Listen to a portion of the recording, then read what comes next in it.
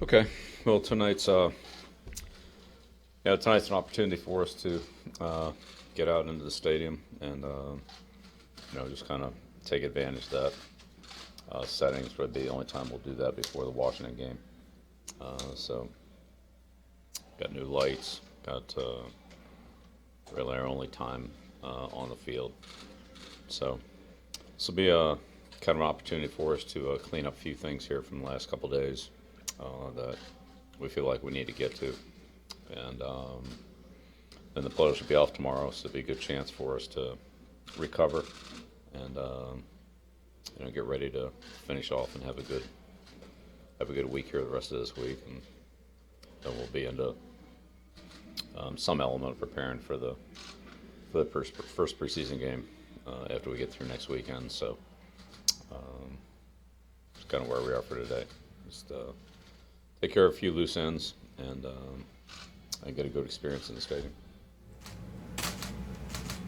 Bill, I imagine tonight's going to be important for everyone, but maybe this may be more important for the special teamers, punt returners, kickers, to be able to get a sense of some conditions, wind and otherwise, inside the stadium. Right.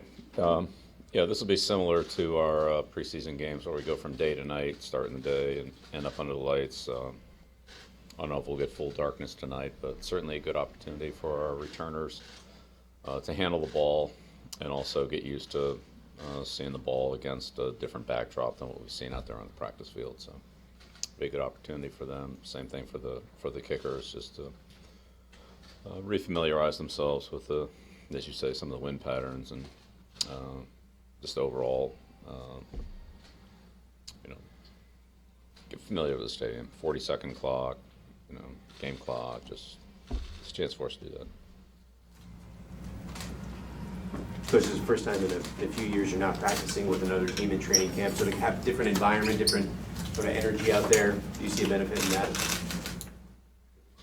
Take advantage of every day we have. So whatever those bring, we try to take advantage of them. Yeah, we've practiced against teams. We've not practiced against teams. I don't think it's that big a deal.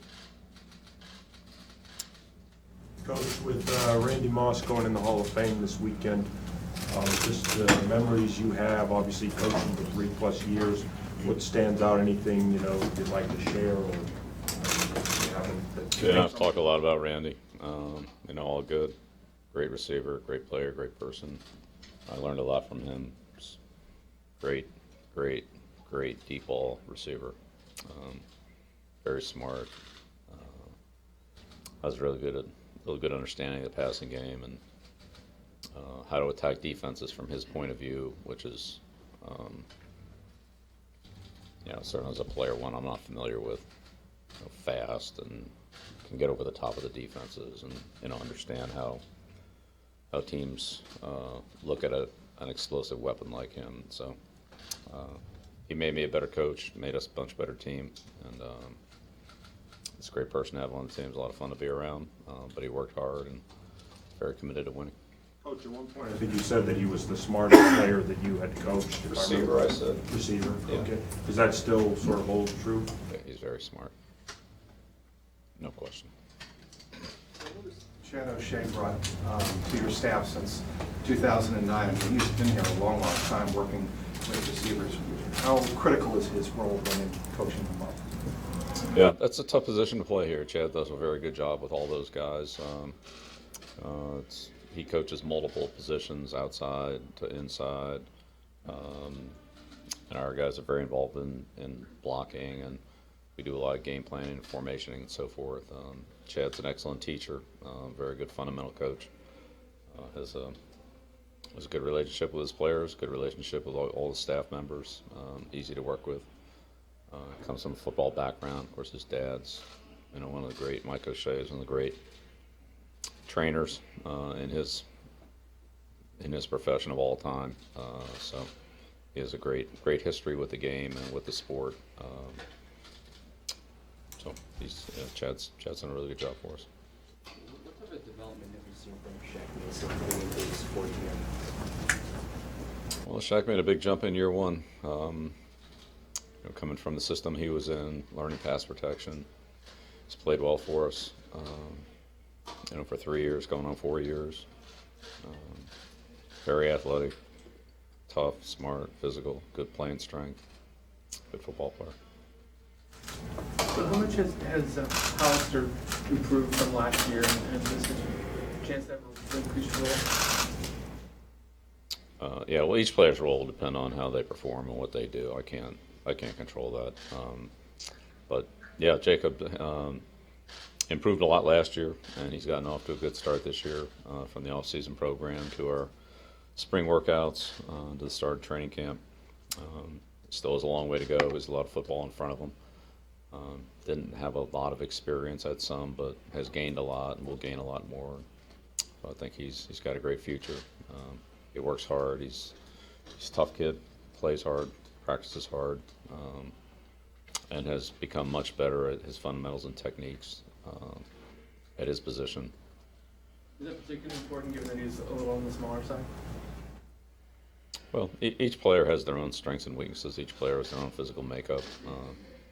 He has some things that he does very well. He has other things that maybe he has some limitations on. So it's finding a balance of how to make the things, his speed, his quickness, his athleticism, compensate for maybe a little bit of lack of size. Other guys, bigger guys, works in reverse, vice versa. So. Bill, what have you seen from Cordero Patterson and Danny Shelton so far? Yeah, both those players have adjusted well and have worked hard, had a good spring, got off to a good start here in training camp. So we'll see how it goes with both of them. Glad we have them, and hopefully they'll be able to contribute and help our team. How much did Danny Shelton, did he play on third down often in his earlier career? Some. Yeah, we'll see how it goes. I mean, it doesn't really matter. We'll see how he does with us in our packages. We haven't really gotten to that yet. This training camp, we did some in the spring, but we haven't really gotten to a lot of third down work yet. That'll be coming later this week, and give the players an opportunity to see how it goes and build it from there. What does the defensive tackle have to do to stay on the field on third down? Be productive, Conditioning a factor at all? of course. So has Malcolm Mitchell progressed at all to the point where he could be returning to practice soon? Next day today. How would you assess Trent Brown's adjustment here? Yeah, similar to what we just said about Cordell, Danny. He was a little bit limited in the spring, but he still got a lot of work done. He's gotten off to a good start here in camp. He's got a long way to go. Our system's different than the ones, what he's been in, what CP's been in, or what Danny's been in, but those guys are working hard to pick up and do what we are asking them to do, what we're trying to do. And glad we have them. We'll see how it goes. Bill, when you look at a competitive segment like goal line, for example, and one side wins and the other side doesn't succeed, do you look at it as a positive for the side that got the stop maybe, or are you more prone to look at the other side that short? How does that balance? Well, yeah, on most plays, there are good things and bad things on every play. So when you see a good play, it's not all good, and when you see a bad play, it's not all bad. There may be some good things within the play on a bad play, and maybe some bad things within a good play. So you correct the things that need to be corrected. Compliment the things that were done well, and so we want to continue to do the things well that we did well, and the things that we need to improve on or correct, we need to try to correct those next time we do it. So I'd say even the plays that you might look at that it looks like one side did better than the other side, and that may be true on that play. Still within that play, there are things that probably need to be talked about. Stay two more. You ever coach anyone as big as Trent Brown? Pardon? You ever coach anyone just physically as big as Trent Brown? No. Is Nope. his athleticism unique to his size? Yeah. I'll say. Yeah, he's very athletic. He can run, he can bend, he can change directions. He's long and he's strong. And he plays a good knee bend. He doesn't, as big as he is, he doesn't play necessarily high. He can bend and get leverage on guys who are not as long as he is. Yep. Phil, after 19 years, is your relationship to the point with Tom where you'll get him a gift on Friday? I still got a couple days to work on that. Yeah, we'll come up with some. Okay, thanks. Thanks, Joe.